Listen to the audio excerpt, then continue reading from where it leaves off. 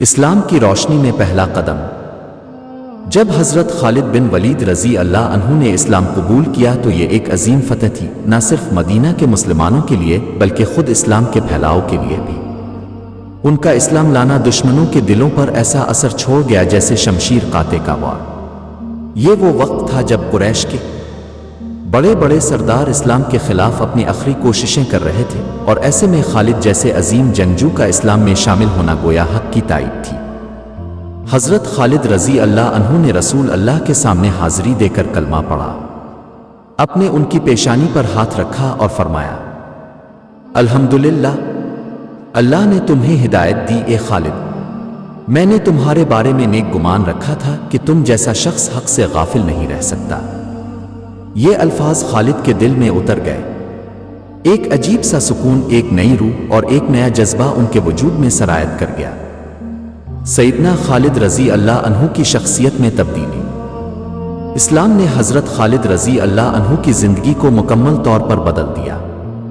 جو شخص پہلے قریش کی طرف سے مسلمانوں کے خلاف لڑتا رہا تھا، وہ اب نبی کریم کے قدموں میں بیٹھ کر دین سیکھنے لگا۔ ان کی زندگی کا مقصد اب فتوحات نہیں بلکہ اللہ کی رضا بن گئی تھی۔ ان کے اندر ایک نیا جذبہ بیدار ہو چکا تھا، اب وہ ہر جنگ کو جہاد سمجھ کر لڑنے والے بن گئے۔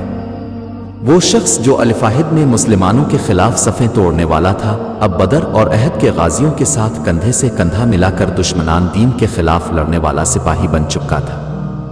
پہلا جہاد، موتہ کا مرکہ۔ حضرت خالد بن ولید رضی اللہ عنہ کی اسلامی جنگی زندگی کی ابتدا غزوہ موتہ سے ہوئی۔ یہ جنگ سنہ 8 ہجری میں پیش آئی جب رسول اللہ نے حارث بن عمیر رضی اللہ عنہ کے قاتل کے خلاف لشکر روانہ فرمایا۔ اس لشکر کی قیادت پہلے زید بن حارثہ، پھر جعفر بن ابی طالب اور پھر عبداللہ بن رواحہ رضی اللہ عنہم کر رہے تھے، مگر تینوں شہید ہو گئے۔ ایسے نازک لمحے میں مسلمانوں کی قیادت سنبھالنا ایک عظیم امتحان تھا۔ اس موقع پر صحابہ کرام نے حضرت خالد رضی اللہ عنہ کو قائد مقرر کیا۔ اس سے قبل وہ کبھی اسلامی لشکر کے سپہ سالار نہ بنے تھے، مگر اللہ تعالیٰ نے ان کے ہاتھوں مسلمانوں کو فتح سے ہمکنار فرمایا۔ غزوہ موتہ کی جنگی حکمت عملی۔ موتہ کی جنگ میں حضرت خالد رضی اللہ عنہ نے جو حکمت عملی اختیار کی، وہ ان کی بے مثال جنگی ذہانت کی روشن دلیل ہے۔ انہوں نے دشمن کے خلاف براہ راست محاذ آرائی کے بجائے بار بار صفوں کو بدل کر لشکر کو حرکت میں رکھ کر دشمن کو گمان دلایا کہ مدینہ سے نئی کمک آ چکی ہے۔ یہ چال اتنی مؤثر رہی کہ دشمن نے پسپائی اختیار کر لی اور مسلمانوں کو مہلت ملی کہ وہ ترتیب سے واپس مدینہ لوٹ آئیں۔ اس جنگ کے دوران حضرت خالد رضی اللہ عنہ کی تلوار ٹوٹ گئی، لیکن انہوں نے اپنی جنگ جاری رکھی۔ بعد ازاں رسول اللہ نے فرمایا، خالد اللہ کی تلواروں میں سے ایک تلوار ہے جو اللہ نے اپنے دشمنوں پر چلائی۔ یہی وہ لمحہ تھا جب وہ سیف اللہ یعنی وہ اللہ کی تلوار کہلانے لگے۔ فتح مکہ، بغیر خون بہائے کامیابی۔ فتح مکہ سنہ 8 ہجری کا ایک ایسا واقعہ ہے جو اسلامی تاریخ کا سنگ میل ہے۔ اس فتح میں حضرت خالد بن ولید رضی اللہ عنہ کی قائدانہ صلاحیتیں ایک بار پھر سامنے آئیں۔ رسول اللہ نے مکہ کی فتح کے لیے 4 دستے روانہ کیے، ان میں سے ایک کی قیادت حضرت خالد رضی اللہ عنہ کر رہے تھے۔ ان کا دستہ مکہ کے جنوب کی جانب سے داخل ہوا۔ اگرچہ رسول اللہ نے ہدایت دی تھی کہ خونریزی نہ ہو، مگر کچھ قریشی سرداروں نے مزاحمت کی، جس کا حضرت خالد نے بھرپور جواب دیا اور دشمن کے کئی افراد مارے گئے۔ ان کی حکمت عملی اور بے مثال جارات کے باعث وہ محاذ بھی کامیابی سے ہمکنار ہوا، اور یوں پورا مکہ بغیر کسی بڑی جنگ کے اسلام کے زیر نگین آ گیا۔ حنین کا میدان، ثابت قدمی کی مثال۔ فتح مکہ کے فوراً بعد جنگ حنین پیش آئی، جس میں مسلمانوں کی تعداد 12,000 تھی، لیکن ابتدائی طور پر دشمن کے تیر اندازوں کی شدید مزاحمت کے باعث مسلمانوں میں کچھ انتشار پیدا ہو گیا۔ اسی دوران رسول اللہ نے اپنے مخصوص صحابہ کو پکارا اور حضرت خالد رضی اللہ عنہ ان اولین مجاہدین میں شامل تھے جنہوں نے دوبارہ صفیں جمائیں اور دشمن پر تابڑ توڑ حملے کیے۔ حضرت خالد رضی اللہ عنہ نے اپنی بے مثال جارات سے لشکر کو سنبھالا اور دشمن کے حوصلے پست کر دیے۔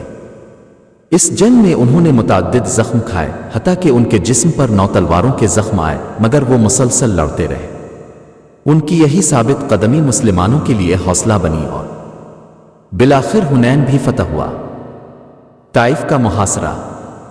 طائف کی جنگ میں حضرت خالد رضی اللہ عنہ کو ایک اہم دستے کی قیادت سونپی گئی۔ دشمن نے قلعہ بند ہو کر سخت مزاحمت کی اور مسلمانوں کو فتح نہ مل سکی، لیکن حضرت خالد رضی اللہ عنہ کی قیادت میں کئی کامیابیاں حاصل ہوئیں، جن میں دشمن کے کئی اہم مورچے تباہ کیے گئے۔ یہ مرکہ اگرچہ فوری طور پر فتح میں تبدیل نہ ہو سکا، مگر حضرت خالد کی جنگی مہارت دشمن کے وسائل ختم کرنے اور ان کے حوصلے توڑنے میں کامیاب رہی۔ اسلامی لشکر کا اہم ستون۔ حضرت خالد بن ولید رضی اللہ عنہ کے اسلام لانے کے بعد رسول اللہ نے انہیں ہمیشہ ان مشنوں پر بھیجا جو اہم ترین اور نازک تھے۔ ان کی وفاداری، دینی جذبہ، جنگی مہارت اور قیادت کی خصوصیات نے انہیں اسلامی لشکر کا ستون بنا دیا تھا۔ ان کی شخصیت میں شجاعت کے ساتھ ساتھ رحم اور حلم بھی تھا۔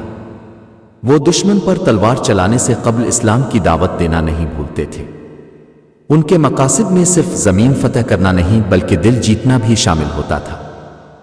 اختتامیہ۔